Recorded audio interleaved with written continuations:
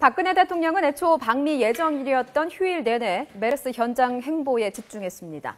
메르스 사태로 해외 관광객들의 발길이 끊겨서 큰 타격을 받고 있는 동대문 쇼핑몰을 찾았는데요. 박 대통령은 이 마스크도 하지 않은 채로 동대문과 병원을 잇따라 방문하며 국민 불안 해소에 나섰습니다. 직접 들어보시죠. 위축되지 않고 평소같이 활동하셔도 된다는 거를 많이 알려야 돼요. 이 방으로 위축된 게 더 많습니다, 사실은. 사실 그렇게 우리가 잘 메르스 대응을 하고 있어서 걱정 안 하셔도 되는데 이제 마음으로 역시 좀 불안하고 위축이 돼서 잘 못 오시는 것 같아요. 그렇지 않다는 거 좀 많이 알려주십시오. 예. 오늘 청와대에서 열린 수석 비서관 회의에서도 역시 이 부분을 강조했습니다. 과도한 불안감에서 벗어나 국민은 일상생활에 복귀하고 기업도 경영활동이 정상으로 돌아와야 한다고 말했는데요. 계속해서 들어보겠습니다. 국민들의 일상생활과 기업들의 경영활동이 하루속히 정상으로 돌아와야 하겠습니다. 경제계도 투자, 생산, 경영활동을 정상적으로 추진하고 특히 소비가 과도하게 위축되지 않도록 협조해 주시기를 바랍니다. 하지만 메르스 사태 잦아들지 않고 있지요. 대통령의 지지도도 하락하는 상황입니다. 박 대통령의 국정수행 지지도는 이른바 콘크리트 지지율로 불리는 30%대로 뚝 떨어졌습니다. 메르스를 대하는 정부의 대응책에 대한 민심을 보여주는 걸까요? 위기를 어떻게 헤쳐나가야 할지 오늘의 시사 멘토에서 이야기 나눠보겠습니다. 예, 오늘도 박찬정 변호사 스튜디오에 모셨습니다. 어서 오십시오. 안녕하십니까. 자, 먼저 김무성 대표 얘기부터 좀 잠깐 해볼까요? 새누리당 김무성 대표가 보건당국 관계자들한테 대한 책임을 묻겠다. 지금 이렇게 얘기하기도 했는데요. 일단 먼저 직접 그 김무성 대표의 말 들어보시죠. 질병관리본부가 2012년 9월에 WHO로부터 신종 전염병이 확정되고 난 뒤에 그에 대한 적절한 조치가 없었다 하는 게 증명이 되는 겁니다. 그래서 메르스가 적게 빨리 진압을 할 수 있었던 것을 이렇게 크게 병을 키워가지고 문제를 만든 여기에 대한 책임은 반드시 지우도록 하겠습니다. 예, 대표님. 그러니까 이게 WHO가 이미 2012년 9월에 사우디아라비아에서 메르스가 발병된 이후에 여러 가지 그 시그널을 줬는데 질병관리본부를 비롯한 방역 이 당국이 그걸 제대로 소화를 못했다 이런 얘기인 것 같은데요. 그래서 책임을 묻겠다. 이거는 뭐 새누리당 대표로서 여당 집권 여당의 대표로서 뭐 할 수 있는 얘기 아니겠어요? 당연히.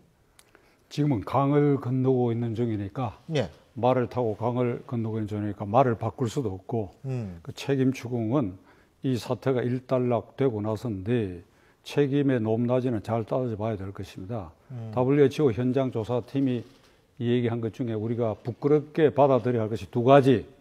첫째는 정부가 정확한 정보를 공개 안 했다. 예. 그다음에 둘째로 이 가버넌스, 지휘 체계가 확립되어 있지 않아서 혼란스러웠다. 그 지휘 체계 확립에 있어서 이 보건복지부 장관만이 책임이 있느냐 하는 문제는 더 따져봐야 되겠죠. 물론 보건복지부 장관이 실언한 게 많이 있죠. 20일 날 처음 발병되고 나서 26일 국무회에서 처음 보고할 때 개미새끼 한 마리도 못 빠져나가겠다고 했는데 결과적으로 개미새끼가 아니라 개미새끼 빼고는 다 빠져나갔고 3차 감염 이상은 없다고 거의 장담하듯이 얘기했지만 지금 4차 감염자 왔으니까 일단 그 책임의 핵심적 소재는 질병관리본부 책임자인 문 장관에게 있겠지만은 그러나 이 시간 이후에 이 가버넌스가 잘 확립되고 그리고 그것을 만회하기 위해서 본인이 어떻게 노력했는가는 더 두고 봐야 될 것이고 지금은 섣불리 책임 얘기할 단계는 아닌 거 아닌가. 근데 이게 우리가 거버넌스라고 얘기할 때 흔히 협치라고 얘기를 하거든요. 우리나라 말로. 그러니까 방역에 있어서의 거버넌스라는 건 WHO의 거버넌스 얘기하는 건 당국, 보건복지부도 있겠습니다만 지방자치단체라든지 아니면 정말 문자 그대로 지역사회의 여러 기구가 이 한꺼번에 이 방역에 나서야 되는데 그러기 위해서는 사실 보건복지부 같은 데서가 일종의 이 잘 그걸 오가나이즈 그러니까 조직화시키고 그러질 못했다라는 식으로 해석될 수도 있는 거 아니겠어요? 그 문제는 좀 깊이 생각해 봐야 할 게 예. 현재 정부 안에 이 대책기구가 첫째 보건복지부 산하질병관리본부의 메르스 대책본부가 1, 그 다음에 국민안전처의 범정부지원본부가 2, 또 역시 국민안전처의 민간합동대응팀이 3, 예. 그 다음에 미국 6일 박 대통령 지시로 예. 민간 전문가로 구성된 적각대응팀 4개가 있어요. 이 4개가 수평적이에요. 예. 국민안전처 장관, 보건복지부 같은 장관 국무위원회 서열이 아마 국민안전처 장관이 서열이 높을걸요. 자, 그러니까 이런 기구가 수평적이고 그다음에 서울 특히 서울시와 같은 지방자치단체와 중앙정부 이 기관들 사이에 엇박자가 오늘까지도 계속되고 있잖아요. 예. 그러면 이걸 누가 이 거버넌스 협치라고 하지만 이걸 누가 통일적으로 이렇게 가다듬어야 되는가 하면 그건 대통령이에요. 그렇지 않습니까? 총리 부재니까 뭐 총리 그게 아니고 이 국가 재난에 해당하는 것이니까 작년 1년 동안에 세월호 참사를 겪은 정부입니다. 박근혜 대통령 자신과 이 정권이. 그렇다면 이게 국가적 재난 상황으로 지금 접어들어 이상 대통령이 나서서 대통령이 어딘가 좌정을 하셔야 되지요. 아까 창보 필름에 지난 1월 날 이게 이제 대통령이 서울대학병원도 가고 그 다음에 동대문 그 쇼핑센터도 가고 한 그건 잘 하는 거예요. 그러나 그 가기 직전 또는 간 후에 대통령 어딘가 좌정을 해야 돼요. 국민안전처든지 질병관리본부든지 거기에 일상적으로 이 상황이 진행되는 동안은 아침 저녁으로 좌정해가지고 서울시장이 말하는 그 문제는 어찌 되느냐, 삼성병원의 일시 폐쇄는 어떻게 되느냐, 이걸 일일이 해당 기관의 책임과 권한을 나누어주는 그런 현장 지휘 모습을 대통령이 보여줘야 그래야 국민이 안심한다 이거죠. 하나 제가 가정법으로 작년 4월 16일 날 그 세월호 사태가 났을 때 TV에 9시 30분부터 보도되기 시작했어요. 배가 슬슬 기울어지기 시작했지 않습니까? 그날 대통령이 7시간 동안 행방이 청와대 안에만 있었고 서면과 전화로만 보고받았다 하는 것이 지금도 계속 문제가 됐거든요. 만일 그때 청와대 집무실이나 아니면 그 종합청사가 있는 행정안전부 상황실에 대통령이 좌정을 해가지고 그 태를 보면서 해양경찰청장 어디 있느냐 지금 이 시간에 당신 뭐 하고 있어? 그 가장 가까이 있는 쾌속전을 동원을 해. 그런데 그 화면에 보면 쾌속전이 갔어요. 쾌속전 정장 너는 뭘 하고 있어?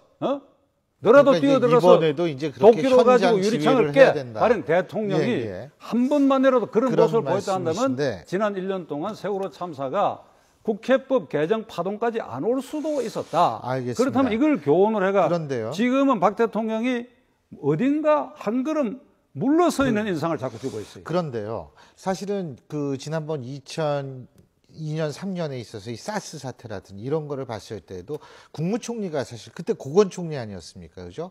고건총리가 이제 직접 나서는 모습을 보였었고 그래서 이제 신문에도 고건총리랑 인터뷰를 했는데 그러니까 만일 어쨌든 지금 총리가 있었더라면 상황은 달라질 수 있었지 않았을까라고 생각하는 사람도 전 충분히 가능하다고 보거든요.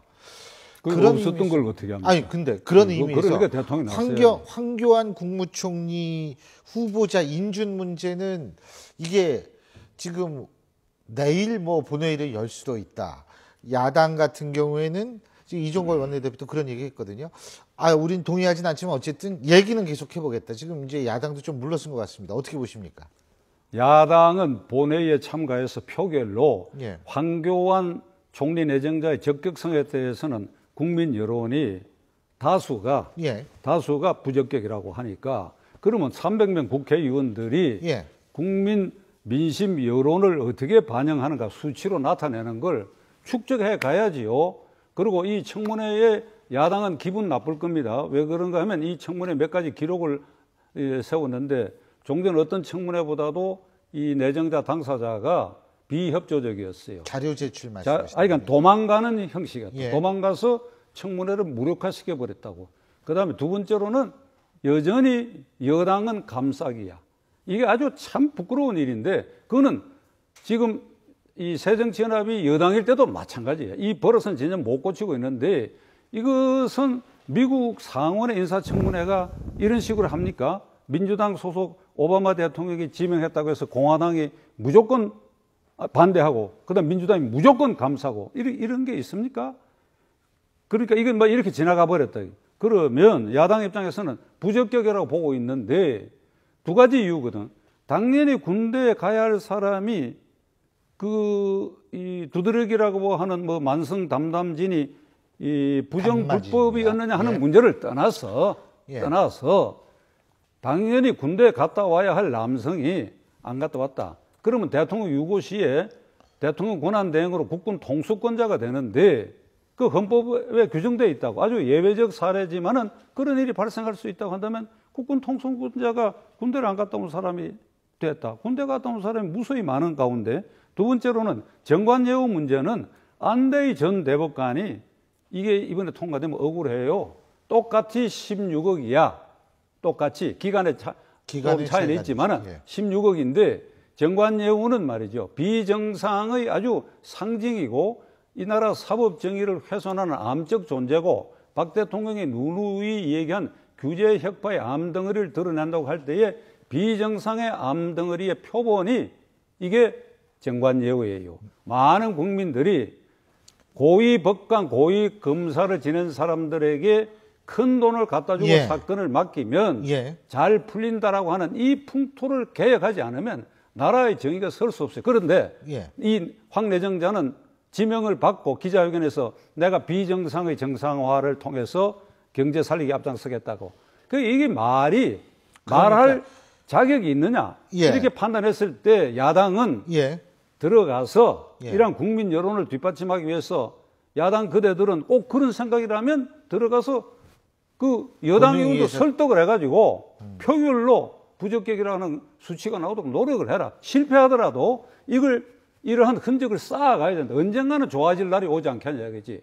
언젠가는 국회가 이 모양이고, 언젠가는 이게 내정자의 결격 사유가 있는데도 적당히 되고 하는 이거 어느 세월이 지나고 부끄러운 기록으로 남기기 위해서 축적을 하라, 이거지. 이것도 하면 새누리당만 편해지지요.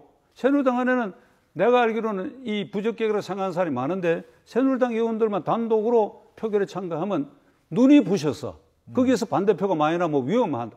그러니까 전부 찬성하게 될 것이다. 그러니까 그런 기회를 야당이 왜 앉아서 이게 제공하느냐 이거죠. 그러니까 그 무조건적인 보이콧은 안 된다 이런 말씀이신데요. 참가래. 지금 이 단계에서는 참가할 수밖에 없다. 청문회 알겠습니다. 불만이 많은데 지나간 일이고.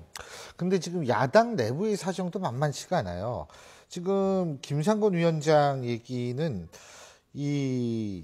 뭐냐면 우리 당이 살 길은 오직 혁신뿐, 혁신의 장애물을 용납하지 않을 것, 막 이런 얘기를 하는데 뭐 혁신의 장애물이 전 뭔지는 모르겠어요. 예? 혁신의 장애물인 국회의원들은 총선에 못 나가겠다 이렇게 얘기를 하는 것 같아요. 그러면 혁신위원회가 인위적으로 칼질하겠다는 것인데 예. 그건 혁신이 아니지요. 나는 김상곤 위원장하고 그 몇몇 혁신위원들이 이 기회에 자기들이 무슨 아주 강성 이미지로 야당을 이제 칼질해서 국민들에게 아주 쇼킹한 모습을 보여가지고 무슨 정치적 이득을 노리는 사람들이 아닌가라고 하는 일부 비판이 있는데 저도 그런 의심이 들어가요. 간단해요. 혁신은. 왜 혁신위원회에서 칼질합니까? 제도를 고쳐서 그 제도 안에. 그리고 김상곤 위원장 국회의원 하고 싶은 분이거든. 이거 본인 안 하겠다 그랬습니다. 아니 그러니까 왜 안 하겠다? 선언했습니다. 아니 그러니까 왜 안 하겠다 하니까 왜 안 하겠다고 할 필요도 없고. 아니 하고 싶은지 아니 하고 싶으니까 우리가. 제도를 고쳐놓고 공천 제도를 제가 늘 말씀드린 하방시켜 놓고 자기도 그 연구소에 가서 심판받아 오라 이거지. 당헌 당규를 헌법 8조 정당 조항에 맞춰서 안을 만들어 가지고 이걸 던져주고 이대로 하라고 전당대회에서. 그리고 자기도 나가고 해야지. 왜 안 나갑니까? 그거 하고 싶은 국회의원 왜 안 나가? 아니 본인은 불출마 그러니까 하고 싶다는 얘기 한 번도 안 했어요. 그러니까 그 생각 그 당원 협의 그 지구당 위원장 요새 이름을 바꿔가지고 국회의원 선거구 단위의 당원협의회 회장 예. 그거 도전을 했는데 안 돼버렸다고. 그럼 국회의원 하고 싶어서 근데 그랬던 뭐 것이죠. 지금은 안 하고 싶을 수도 있는데 시간이 다 됐네요. 이게 이제 말하다 마다가 하다가 말아버리고 요새 메르스 때문에요. 이 말씀을 좀 길게 못 들어서 다음번엔 좀 어떻게 메르스가 잠잠해지면 좀 길게 듣겠습니다. 야당에서 할 말이 많으니까 기회를 주십시오. 알겠습니다. 오늘 말씀 여기까지 듣겠습니다. 고맙습니다.